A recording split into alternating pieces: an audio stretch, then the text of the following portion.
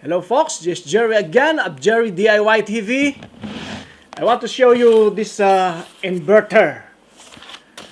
Kung napanood nyo yung aking previous video, tinesting natin dito sa aking eco-worthy battery charger. It's 20 amps.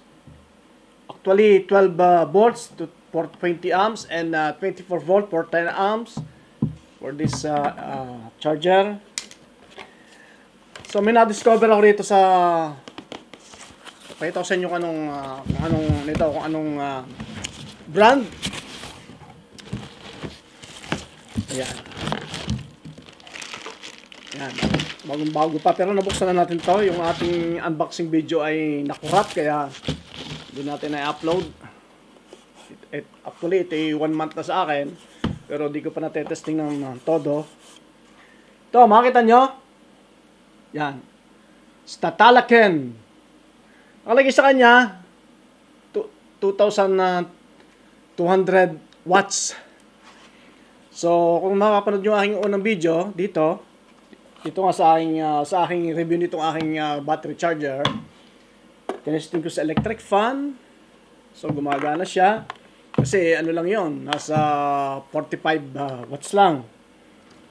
Na-testingin natin sa ating mga heat, sa ating mga rice cooker and sa ating kettle. Painitan ng tubig. Nasa mga siguro 700 watts yun. Hindi siya gumana rito. Nagtitrip siya. So, bakit? Ayan. Hindi ko na pinakita kung paano ko tinesting talaga yung load nito. Ito. Hindi siya 2,200 watts. Siya ay 220 watts lang. Actually, 200 nga lang eh. Ayan. Kaya wag kayong bibili ng ganito. Ayan. Ewan ko lang kung may nakabili ng ganito. Tatalaken. Na dapat hindi din lagyan ng isang zero. Nilagyan kasi ng isang zero. Ayan. Kalimitan nakikita ko sa Made in China. Ganito. Lalo kung hindi naman sikat na brand. Ito nangyayari. Dinadagdagan nilang digit para siguro madaling sinasadya or mistake. I don't know. Pero ito. Kaya nga. Pero papakita ko sa inyo. Testingin natin. Uli. Ayan. Ito po. Powerful na itong aking charger nito. Ito 300 watts na may 20 amps by 12 volts. Kaya kayang-kaya niya itong inverter na ito. Na nagamit ko sa akin 24 volt pagcha-charge okay naman. Very intelligent. Talagang nag-i-stop siya pag fully charged na. So testingin ulit natin. Papakita ko sa inyo talagang hindi siya gagana sa talagang 200 lang. 200 lang to.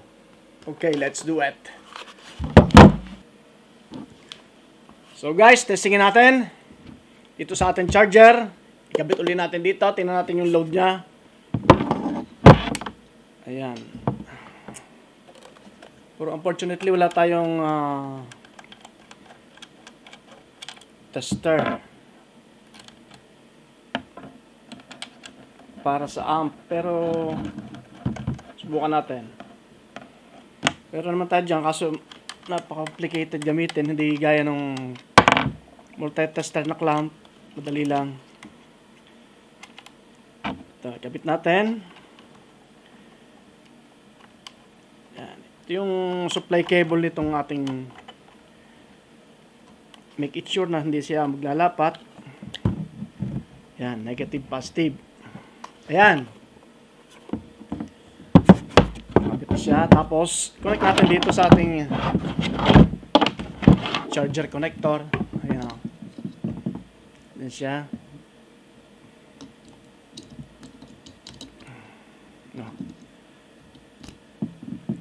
Wala.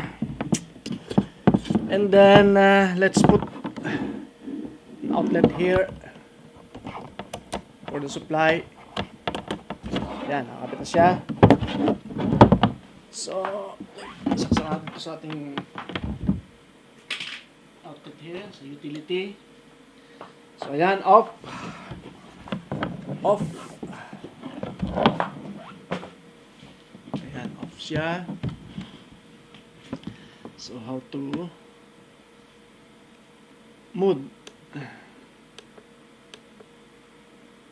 DC. Ayan, naka-DC tayo. Tapos, 20 amps. Ayan, DC, 20 amps. Ayan. 12 volts. 20 amps yung kanyang maximum current. Tapos, ito, power on natin. Itong ating inverter. Talak yan. Ayan. Mayroon na siyang power. And then, if you look here, it's 11.9. 11.9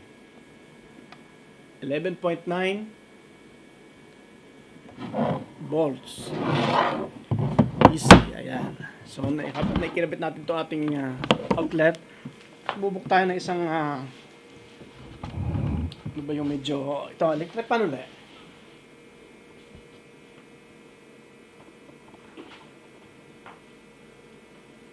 Testingin muna natin yung voltage niya. Tingnan natin kung ano yung volt, kung ano yung output niya. So,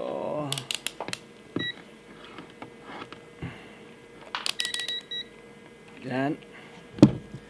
AC volt. Tingnan natin kung ano yung output niya.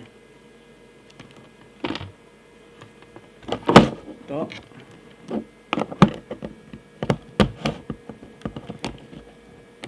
Yan, 216 lang. 216 lang yung output niya.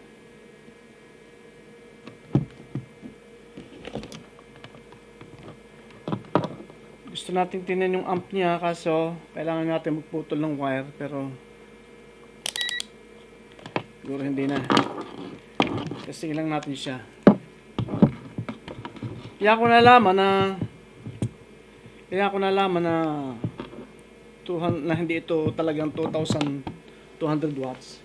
Kasi may napanood ako at may nagsabi sa akin na kapag bumili ka nito, ganito nga, nakalagay na ba? Nakalagay 18,000 watts, 1,800 watts. Ibig sabihin 1,800 watts. Pero yun ay 180 lang. 180 watts lang yun.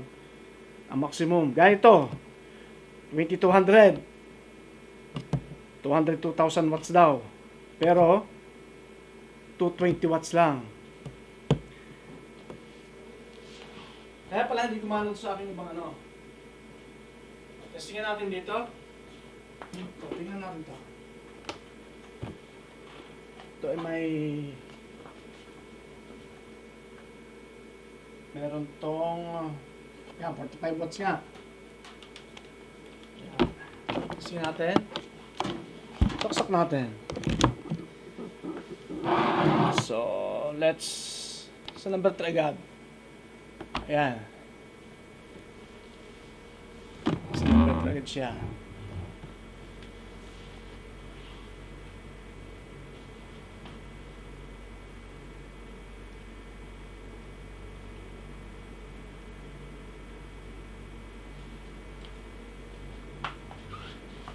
Ayan, gumagana naman siya. Okay na okay. Nakita nyo. Ayan o, may ikot siya.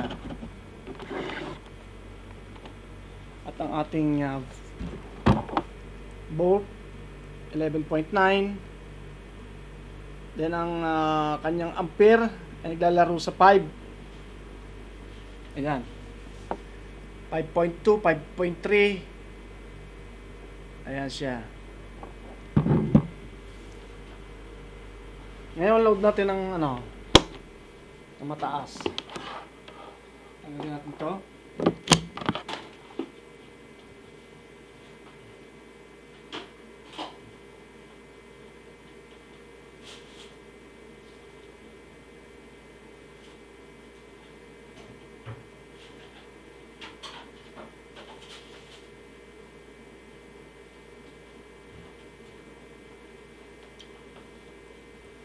Ito, subukan natin. Ayan. Ito siya. Wattage. Ayan, nakalagay sa kanya. 1,600 watts. 1,350 watts to 1,600 watts. Ayan. Pakataas niyan.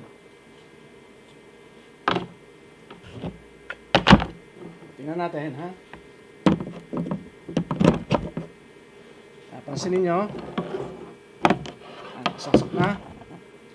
Tingnan nyo yung itong yan, power lights na yan. Tapos, yan. Yun, nag-trip na siya.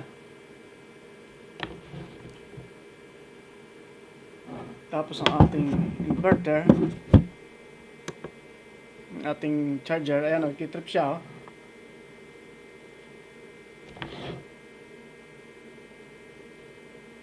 Hindi niya kaya.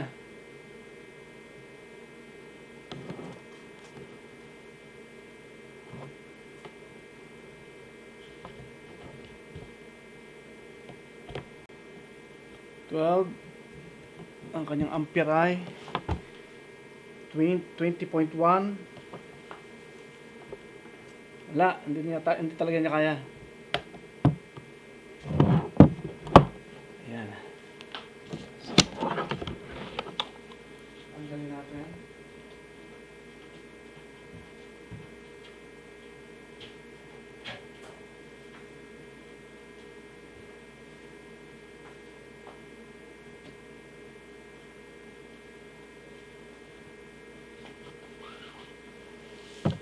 Ayan, sa mga bibili ito, payo sa inyo,